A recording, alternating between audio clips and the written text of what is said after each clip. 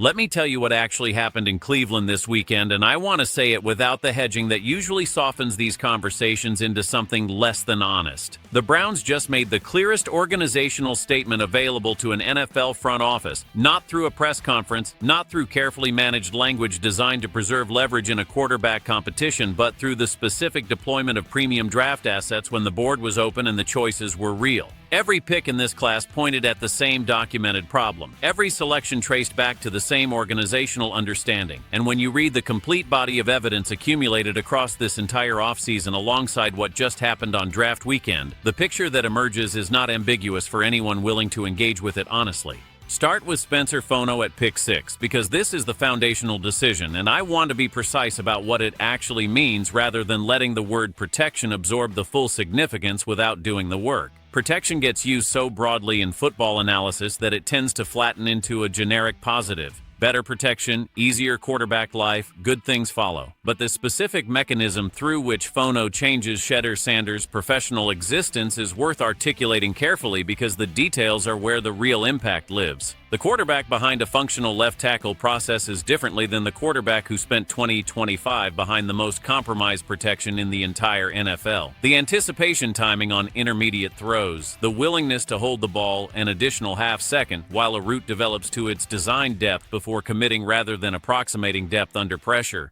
The ability to work through a complete progression without the panic release that constant defensive contact permanently bakes into a young passer's mechanical decision-making. The instinct to trust what the play design is supposed to produce rather than improvising around a collapsing pocket before the concept has had time to breathe. All of those qualities develop and sustain more naturally, more durably, more consistently when the edge of the pocket isn't disappearing before the play has time to operate. Fono at 6'6", over 310 pounds, mobile enough to handle speed rushers and strong enough through his hands to neutralize power inside. He doesn't add a body to a position. He changes the daily working conditions of Shedeur Sanders' professional existence in ways that will be visible and specific and traceable by the time October arrives. That change accumulates across a full season into something that looks like development when what it actually is, more precisely, is the removal of the structural barrier that was preventing development from happening.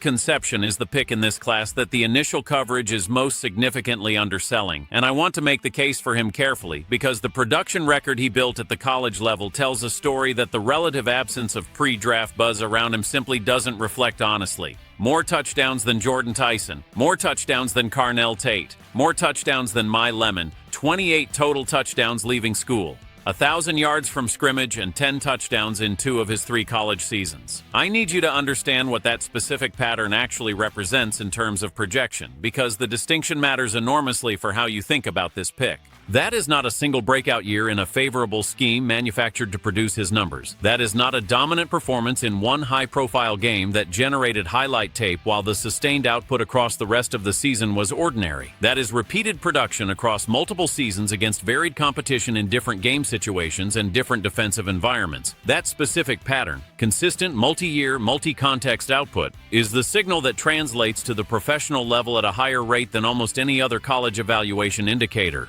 Cleveland found it in a player the broader market was undervaluing and made the pick with full awareness of what they were acquiring. What makes Concepcion immediately functional rather than a developmental project the coaching staff has to wait on is the dimension of his game that fits most directly with Shedeur's processing rhythm and the offensive concepts Monken builds around. He operates in the quick game, screens, slants, quick outs, in ways that provide early read options without requiring extended development time before his contribution becomes real in games that count. He threatens vertically in one-on-one situations, which forces the pre-snap coverage distribution decisions that open everything underneath and at intermediate depths.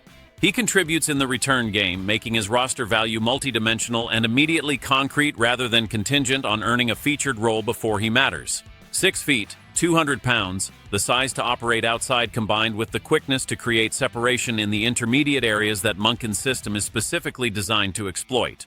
That combination of value across multiple dimensions simultaneously is exactly what intelligent front offices find in the middle rounds. Cleveland found it here, and they knew what they were finding.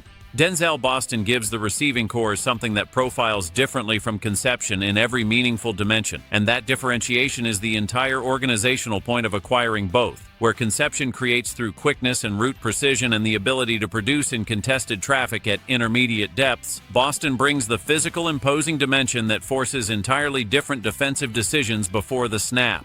A receiver at 6'4" who wins jump ball situations on the outside changes the throwing geometry for a quarterback in ways that aggregate statistics don't fully represent. It opens angles and windows that simply don't exist when every outside target is similarly sized, and defensive coordinators can allocate their coverage resources without having to genuinely honor a contested catch threat on the perimeter. The combination of Boston creating physical mismatches outside and Concepcion operating in the quick game and as a vertical threat gives Shedeur distribution options that his receiving group last season genuinely and consequentially did not provide. The scheme becomes more varied because the personnel allows more variation. The defense cannot take everything away because the threats are too different from each other to be solved by the same coverage approach simultaneously. That is specific functionality showing up in what the defense has to leave available on every snap, and those are the terms on which offensive production actually lives or dies across an NFL season. Austin Barber in the third round is where the organizational message of this draft becomes impossible to misread, and I want to say it directly because I think clarity is more useful here than nuance. Cleveland identified offensive line infrastructure as the structural problem that most directly prevented honest evaluation of their quarterback last season. They addressed it with premium capital at pick 6. Then they came back and addressed it again with mid-round capital in the third round. 2 picks, both on the offensive line, both pointing at the same documented failure. A quarterback absorbing pressure on 39% of his dropbacks, the worst rate in the entire NFL, behind protection infrastructure that was never functional enough to give anyone under center a fair professional evaluation. The front office committing 2 separate draft selections to correcting that specific failure is an organizational signal that carries more actual weight than any number of public statements could. They are not treating Shedeur's development as something correctable through schematic adjustments and coaching creativity while leaving the structural deficiency fundamentally intact. They are addressing the structure, twice, with premium assets. That is organizational conviction expressed through behavior rather than language. And in professional football, behavior has always been the only form of conviction that actually meant anything. McNeil Warren at safety is the defensive piece of this construction, and his specific contribution mode connects to the complete organizational picture in ways worth articulating with precision. 4 forced fumbles and 2 interceptions in his final college season describes a player whose instincts generate opportunities rather than simply prevent damage. A safety who doesn't just play disciplined assignment coverage but actively creates the moments that alter field position and reshape the flow of a game. Those contributions accumulate across a season in ways that show up on the quarterback side of the ledger as much as on the defensive side. Every drive that begins at midfield because the defense forced a fumble is a drive where the offense doesn't need a perfectly constructed full field sequence to produce points. The possession starts with built-in momentum and favorable context already present. Short fields, manageable game scripts, drives that allow a developing quarterback to operate with controlled intention rather than the desperate urgency that last season's structural environment produced constantly and at scale. All of that flows partially from a defense that creates opportunities at a consistent rate rather than merely containing opposing offenses when everything goes right. Cleveland drafted that player profile deliberately and specifically. That is not coincidence. That is an organization understanding how a complete football team supports a developing quarterback and expressing that understanding through a draft pick rather than a general statement of values. The 4-quarterback room discussion has been generating concern in certain parts of the coverage, and I want to address it directly because the concern reflects a fundamental misreading of what Monken has actually been communicating throughout this entire offseason. His framing has been consistent and specific from the beginning. Competition is real. Depth charts reflect actual evaluations. Rep distribution follows where players genuinely stand in the organizational assessment rather than treating everyone as equally positioned, regardless of the daily evidence the coaching staff is accumulating. Talon Green is a developmental addition whose athletic profile, a 43.5-inch vertical, legitimate arm talent, physical dimensions that don't exist anywhere else in that quarterback room, lends itself specifically to package situations, designed runs, wildcat elements, moments where his physical tools create problems that a pure pocket passing competition simply cannot generate. That is roster construction and offensive flexibility. It introduces no organizational ambiguity about the starting quarterback any more than a backup running back introduces uncertainty about the starter's status. The building's direction has been consistent across months of accumulated operational evidence. Practice structure, rep distribution, the captain designation before the competition was formally resolved, locker room testimony from Myles Garrett and Denzel Ward with their actual names publicly attached, the helmet camera system installed specifically to analyze Shedeur's coverage processing in real time. No single press conference statement about roster composition overrides what that cumulative, consistent body of evidence has been communicating. The full record is what you read, not any single statement extracted from it. When I look at this draft as a unified body of organizational expression rather than a collection of individual selections to be evaluated separately, the coherence is the thing that keeps demanding attention. Two offensive linemen addressing the protection conditions that prevented honest evaluation of the franchise quarterback. Two receivers addressing the vertical threat and quick game dimensions of a receiving core that wasn't forcing defensive coordinators into difficult pre-snap decisions. A defensive playmaker whose specific contribution mode, turnovers, forced fumbles, consistent field position creation, builds the favorable conditions that support offensive development accumulating across a full season. Every selection in this class traces back to a specific documented deficiency in the environment around Shedeur Sanders. Every selection represents a concrete, resource-backed step toward correcting it. That is not coincidence. That is not happy accident.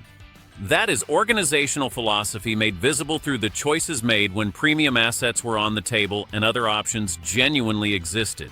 Here's where I land when I look at the complete picture honestly. The organizational commitment to Shedeur Sanders that has been visible for months through operational decisions, the practice structure, the first group rep distribution, the captain designation, the public testimony from Garrett and Ward with their names attached, the helmet camera investment for processing analysis, that commitment just got backed by the most concrete form of organizational expression available in this sport. Premium draft capital deployed precisely at the positions that most directly determine whether a young quarterback develops in a functional environment or a broken one. The Watson situation still requires formal resolution. Training camp will bring its own complications and its own evaluations. Nothing in professional football is settled until execution converts intention into performance in games where the outcomes are permanent. But what happened in Cleveland this weekend is the clearest organizational statement about what this franchise is building and who they have decided to build it around. The capital was real, the needs were specific and documented, the connection between every selection and those documented needs was coherent and deliberate and traceable through every single pick. And the quarterback at the center of all of it, the one who showed up to every voluntary session when showing up was genuinely optional, who posted 80% completions in 11-on-11 work on day one of minicamp, who challenged the external narrative directly while the organizational evidence was still accumulating around him, just watched his organization prove with its most valuable assets that the belief in him is not a talking point. It is not a narrative constructed for external consumption. It is operational. It is backed by picks and resources and deliberate construction. In professional football, the distinction between belief expressed as language and belief expressed as action is quite literally the only distinction that has ever actually mattered.